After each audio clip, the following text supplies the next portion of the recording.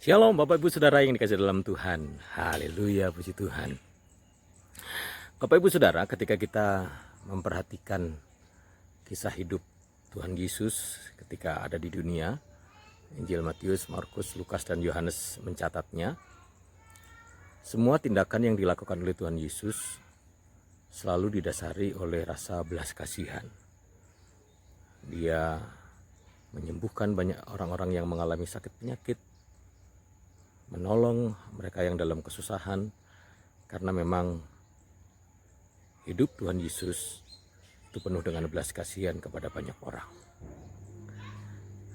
Dan memang itulah Tuhan kita, Tuhan yang kita sembah, yang rela memberikan anaknya yang tunggal yaitu Yesus ke dunia untuk menebus dan membebaskan kita dari dosa yang berakibat kepada maut, yang berakibat kepada hukuman di neraka yang kekal, menunjukkan bahwa Tuhan yang kita sembah adalah Tuhan yang penuh dengan belas kasihan.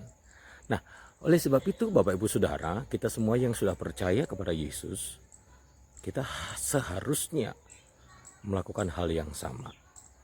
Bukankah 1 Yohanes 2 ayat 6 berkata, barang siapa yang ada di dalam dia, ia wajib hidup sama seperti Kristus telah hidup.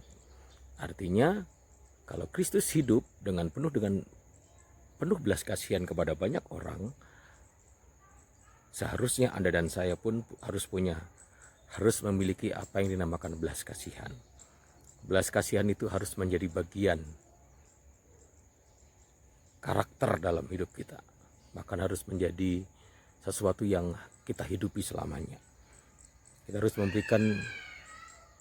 kita harus memiliki belas kasihan kepada orang-orang yang lemah. Sebagaimana Tuhan sudah menolong kita, kita pun juga harus mau dipakai Tuhan untuk menolong orang lain. Sebagaimana Tuhan sudah menyatakan kuasanya atas kita, kita juga harus mau dipakai Tuhan untuk menyatakan kuasanya bagi orang lain. Sehingga ada banyak orang yang diberkati melalui hidup kita, ada banyak orang yang tertolong melalui hidup kita, ada banyak orang yang melihat Tuhan melalui hidup kita yang penuh dengan belas kasihan. Bahkan firman Tuhan dalam Amsal 19 ayat 17 berkata, barang siapa memberikan belas kasihan kepada orang yang lemah, ia memiutangi Tuhan yang akan membalas perbuatannya itu. Artinya kalau Anda dan saya penuh dengan belas kasihan kepada siapapun yang lemah, sesungguhnya kita sedang memiutangi Tuhan.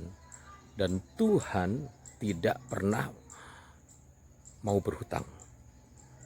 Tuhan pasti akan membalas segala belas kasihan kita kepada orang lain dengan hal yang luar biasa, bahkan lebih dari apa yang kita pikirkan ketika kita mau menjadi pribadi-pribadi yang penuh dengan belas kasihan kepada orang lain.